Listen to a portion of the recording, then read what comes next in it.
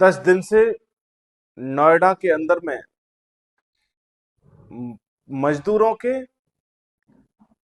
चल रहे धरने के सिलसिले में कुछ बात आपसे मैं करूं। 95% से भी अधिक लोग युवा अवस्था के साथियों, मैं गौरव जयराम, ग्राम प्रधान भाईपुर, राष्ट्रीय महासचिव एआईटीयू, खुर्जा विधानसभा 70 से। साथियों, इस वीडियो के माध्यम से मैं पिछले लगभग 10 दिन से नोएडा के अंदर में मजदूरों के चल रहे धरने के सिलसिले में कुछ बात आपसे मैं करूंगा। मैंने इस धरने को बहुत करीब से जाना और करीब से देखने का प्रयास किया। सड़कों पर 10,000 से भी ज्यादा की भीड़, और उस भीड़ में अधिकांश 95% से भी अधिक लोग युवा अवस्था के थे, जिनकी आयु 18 से 35 साल की होगी। साथियों, नोएडा के मजदूर कोई विशेष मांग सरकार से नहीं कर रहे हैं, और ऐसी मांगे हैं जिसके लिए सरकार को कोई फंड भी जारी नहीं करना है, यानी सरकार की जेब से 1 रुपया नहीं जाना है, और उनके अधिकार सुरक्षित किए जा सकते हैं। इसके बावजूद सरकार की नीयत उनके अधिकारों को, उनकी मेहनत को देने की क्यों नहीं है, इस टॉपिक पर मैं आपको थोड़ा सा जानकारी देने के लिए आया हूं। साथियों, नोएडा के अंदर में मजदूरों की सैलरी 10,000 के समथिंग है, यानी कि 10,000 के आसपास है। और वहीं दिल्ली के मजदूरों की सैलरी, यानी कि नोएडा से जैसे ही आगे आप बढ़ेंगे 1 किलोमीटर, क्या 100 मीटर भी आगे बढ़ेंगे नोएडा की सीमा से, तो वहां पर 18,000 रुपये मजदूर की सैलरी है, और यहाँ 9,500-10,000 रुपये की सैलरी है।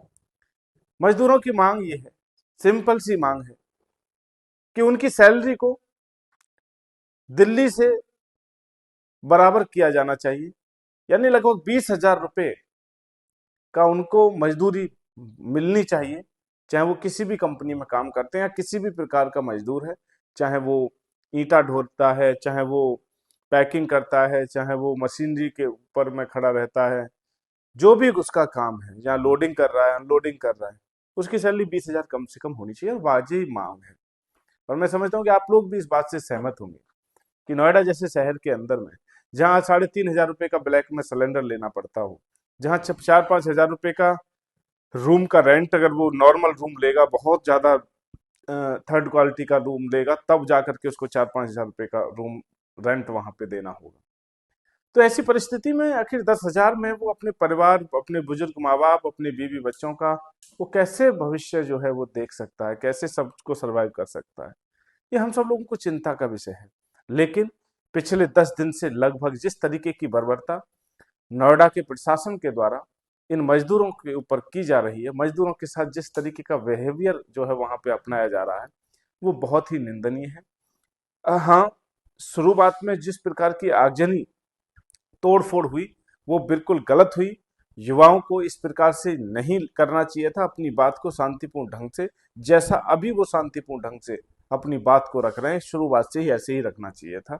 लेकिन सरकार को ये समझना, सबसे बड़ा दुर्भाग्य क्या है, नोएडा के सबसे बड़े अधिकारी यानी कि डीएम, जिनकी लापरवाही की वजह से अभी 2 महीने पहले युवराज की हत्या हो गई। 2 घंटे वो युवराज चिल्लाता रहा, और यहाँ का प्रशासन मौन बनकर के उसको देखता रहा। वहां तक ना रस्सी पहुंचा पाए, ना वहां तक सीढ़ी पहुंचा पाए, ना वहां तक तैर के पहुंच पाए, और 2 घंटे के बाद वो लड़का खत्म हो गया। और उसका आज ये देखने को मिला है कि उसके पिताजी ने आज भारत को छोड़ करके विदेश की शरण लिए। इस सिस्टम की लापरवाही और सिस्टम को जिम्मेदार ठहराते हुए आज वो विदेश में चले गए।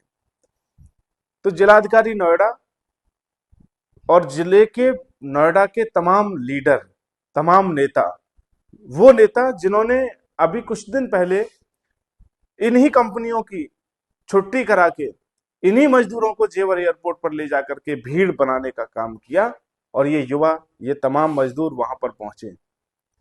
आज उन युवाओं के ऊपर लाठीचार्ज हो रहा है, लेकिन गौतम बुद्ध नगर का प्रशासन और नेता नगरी बिल्कुल मौन है। एक भी लीडर, एक भी नेता का बयान नहीं है, एक भी नेता रोड पर नहीं है। होना चाहिए था। भीड़ बनाने की जरूरत पड़ी तो आपने बसों में भरवा के उनको जेवर एयरपोर्ट की भीड़ बनाने का काम किया। तो मेरे प्यारे साथियों, इस विषय को समझने की जरूरत है कि मजदूरों का मानदेय 20,000 होना चाहिए। मजदूर अपनी वाजिब लड़ाई, वाजिब मांग की मांग कर रहे हैं और हम सब लोगों को इसका साथ देना चाहिए। जितने भी लोग हैं, जितने भी लोग इस वीडियो को देख पा रहे हैं, मैं चाहता हूं कि सब लोग जिस भी तरीके से सहयोग कर सकते हैं अपने इन साथियों को, अपने इन बेरोजगार। सबसे बड़ी बात देखिए कि इस मजदूर संघ की जो ये लड़ाई चल रही है टोटल, उसमें अधिकांश युवा पढ़े लिखे हैं, ग्रेजुएशन लोगों ने किया हुआ है, ग्रेजुएट हैं, 12th तो सभी के पास है, और उसके बावजूद उनको 10,000 रुपए का मानदेय, 10,000 रुपए की सैलरी पे उनको 10 घंटे 12 घंटे उनसे मजदूरी कराई जाती है। इससे बड़ा दुर्भाग्य कुछ हो नहीं सकता। इसलिए मेरा आप सभी से निवेदन है कि, और सरकार से भी अपील है कि 20,000 रुपए आपको कर देना चाहिए। आपकी जेब से कुछ नहीं जा रहा है। इसके पीछे एक और लॉजिक है। ये क्यों नहीं करना चाहते हैं? इसके पीछे लॉजिक है क्योंकि कंपनी का एक CSR फंड होता है। उस CSR फंड से कंपनी को सालाना विकास कार्य कुछ कराने होते हैं, और ऐसे विकास कार्य जो जनता से सीधे जुड़े हुए हों। हॉस्पिटल खुलवा दिया, कहीं कैंप लगवा दिया, कहीं यात्री शेड बनवा दिया, ऐसे करके कुछ भी, मतलब जो डायरेक्ट समाज से जुड़ा हुआ, ऐसे कार्य उससे कराने होते हैं। उस पैसे का इस्तेमाल आज के दौर में ये नेता करते हैं, ये जिला अधिकारी करते हैं। CSR फंड नोएडा से बहुत बड़ी रकम है, सैकड़ों करोड़, हजारों करोड़ रुपए CSR का हर साल इकट्ठा होता है, और उसका उसका बंदाबाट जो है ये लोग, 2-3 लोग बैठ करके करते हैं। इस वजह से ये लोग, ये नेता और प्रशासन जो है वो कंपनियों के साथ में खड़ा हुआ है, इसलिए इनको मजदूर की चिंता नहीं है।